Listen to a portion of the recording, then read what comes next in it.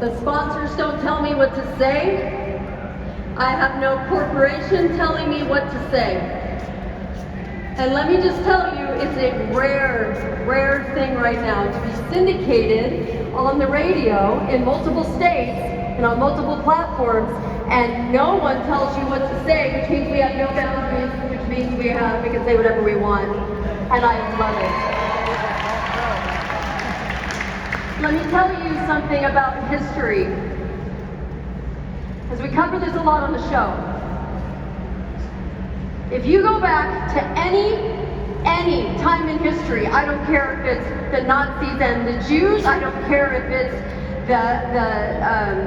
you name it, Holodomor, whatever time in history you go back to, okay, I can find a mainstream media type person. And that mainstream media type person of that day, I can ask, what is the biggest story right now? What is the biggest story of the day that you're telling everybody? And do you know what they would say? They would say, whatever the government edict is, whatever the new law is, whatever the new rule is, whatever the new instruction is, that's what their biggest story would be. But if I go and I find an honest journalist, somebody that will tell me the truth on the ground, okay? What story is the biggest story that they have to tell me? Do you want to know what it is?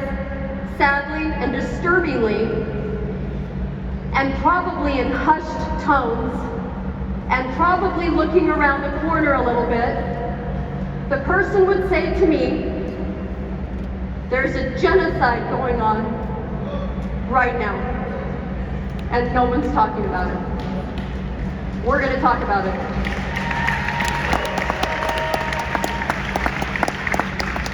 I do what I do, and I'll tell you something, I've done it for a decade, and since COVID-19 came out in January 2020, I put in about 6,000 to 7,000 hours of study. 6,000 to 7,000 hours of study on one topic. I brought you over 1,200 hours of prepared show, live every day, 3 hours a day on COVID-19. And you know what? I do it with the help of some amazing people, and I want them to stand really fast. Uncle Melty, right over there. One of my co-hosts, Melissa Smith. Susan Reed. They joined me. I have Chris Ann Hall, I have Dr. Dupesta, I have Alex Newman, I have Investigator Dave. I have so many wonderful people that come to the show. And I wouldn't do it without them. They're amazing. They do it because they love the country and they love you. All along the way, I kept thinking that something was missing. What is missing with this narrative? What was I not getting? And the one thing that I could not explain to people was that they had a friend or a family member who was a doctor or who was a nurse, and they swear that people are dying in the hospital of COVID, right? That's what you hear, right? They're dying. They're dying of COVID, but I knew it wasn't, because we followed the story from the very beginning, and I knew it wasn't COVID-19 that was killing people. I knew it, but I didn't know how to prove it until my husband got pneumonia when we left Freedom Fest, okay? We came home, he got sick, he was sick for about a week. His oxygen got down to 79. You know people in the hospital right now where their oxygen's like 88, 90, 91. He was at 79, okay? We went to the hospital, and a couple of things happened. And I made a video of it, and 3 million of you have seen it. And I wanted to tell you what happened because it finally opened my eyes. So we went to the hospital, and if you didn't see the video, I want to tell you just briefly what happened. We went in, and we were told 3 things in 1 hour. In the first hour, I was told that you need a ventilator, he needs a ventilator. He needs remdesivir, the new safe and effective treatment. Right. And that we would be there 7 to 10 days. And I said, why is this? And they said it was the protocol. All right? So I said, no vent. You will not touch my husband with that. You will not give him remdesivir. You will not do any of those things. No.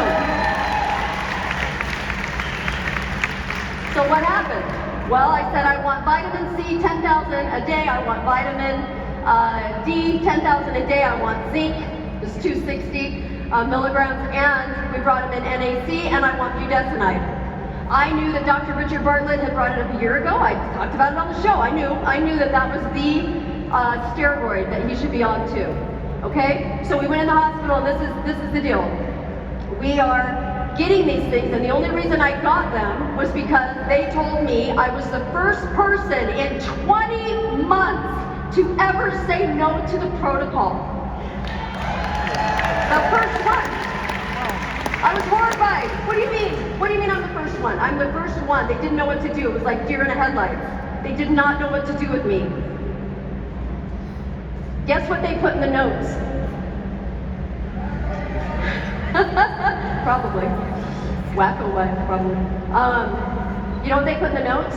His wife is a conservative talk show host. What did my politics have to do with his care? We never discussed it in the hospital, not once. No one ever asked me what I did for a living. So we refused everything. We got him just those items. And in 30 hours, my husband was sitting up, walking to the bathroom, watching Netflix, and eating Thai food.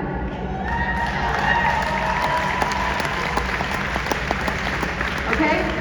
So, here's the deal. He walked out of there in 3 days. We could have walked out of there in 2 days, except for the fact that they kept us a third night at $25,000 a night to observe him. They didn't want him going too fast. Doctor comes in, doctor says, fastest person to ever leave the ICU. Okay. So here's the deal. This is what's really important about this, and I don't want to get off track. Okay. His stats, by the way, and this is only because the nurse reached out to me afterwards and said, we support you in here, please keep doing what you're doing. And his stats, the inflammation markers, and anybody medical in here is going to understand this too.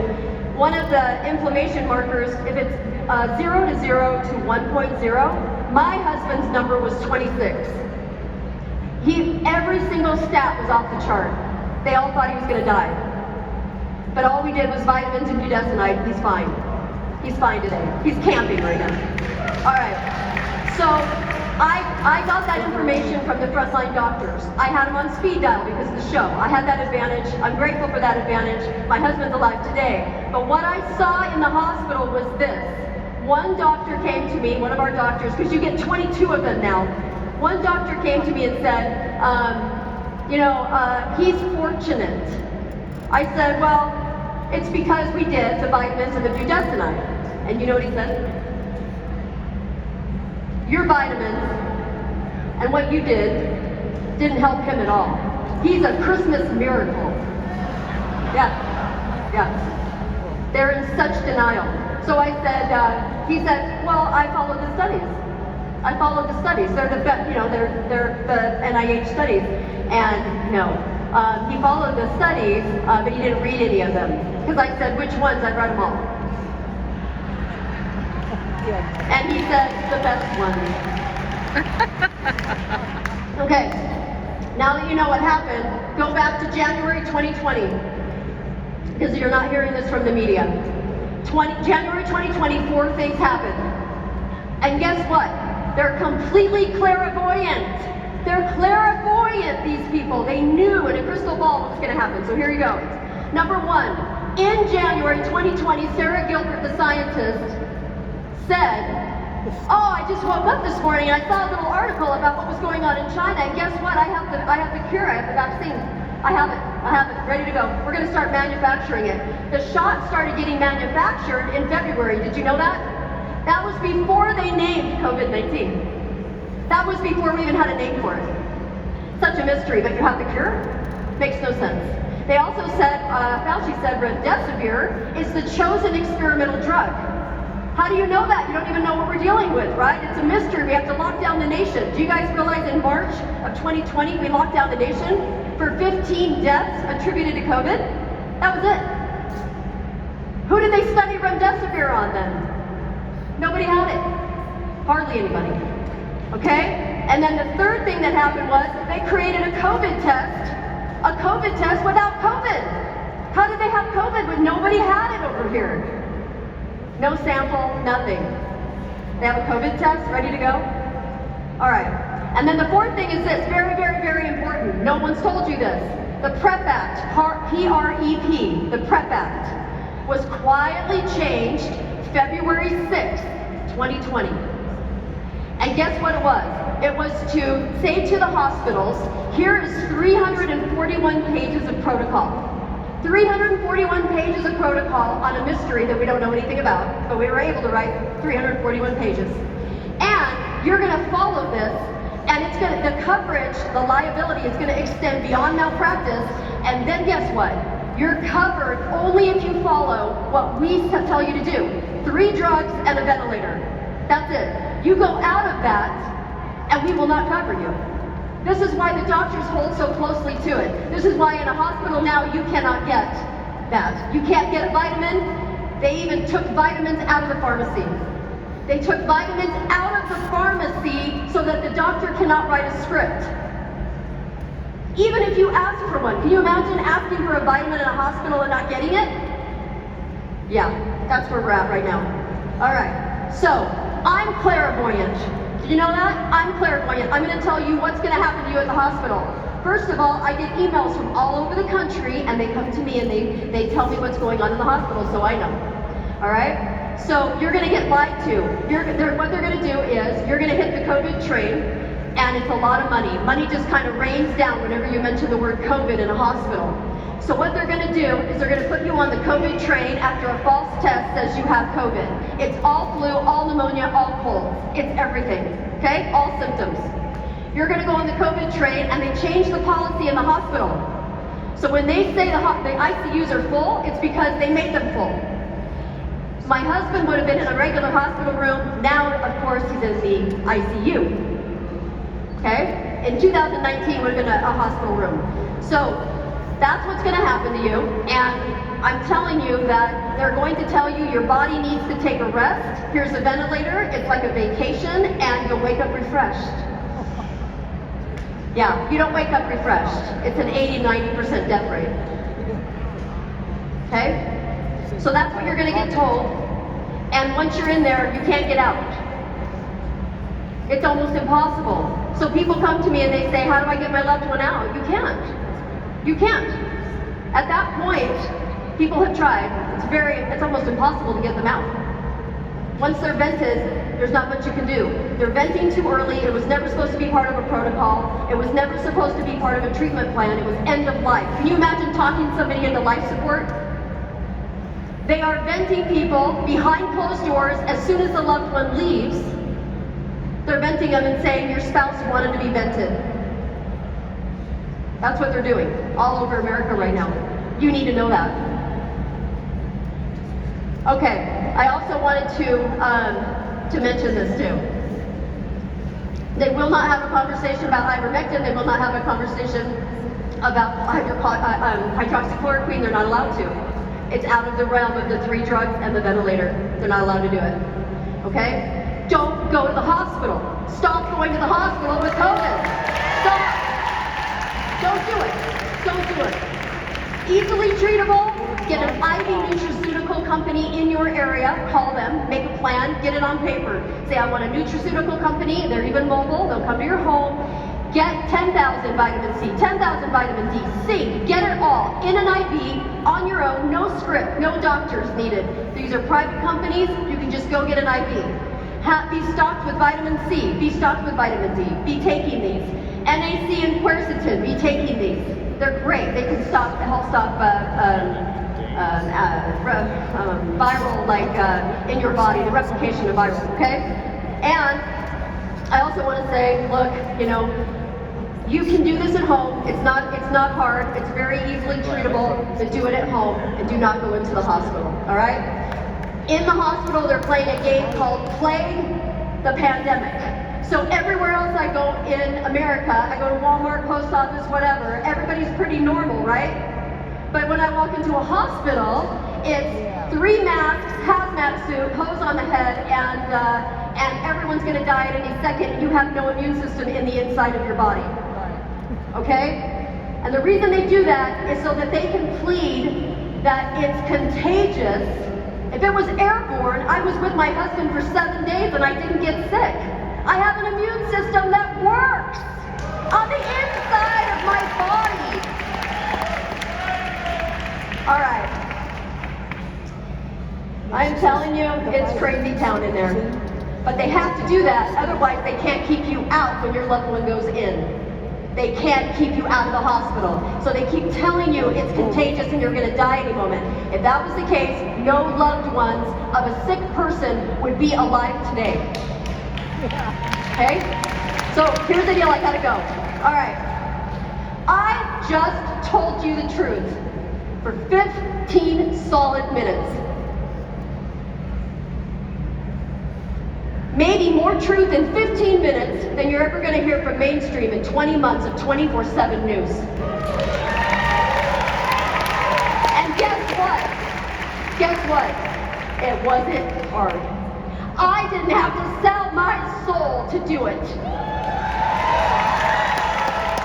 I didn't have to lose my character or check it at the door to tell the truth.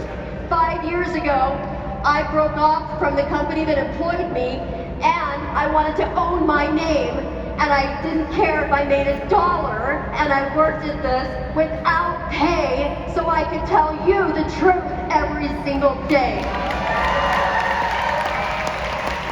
It's going to take that level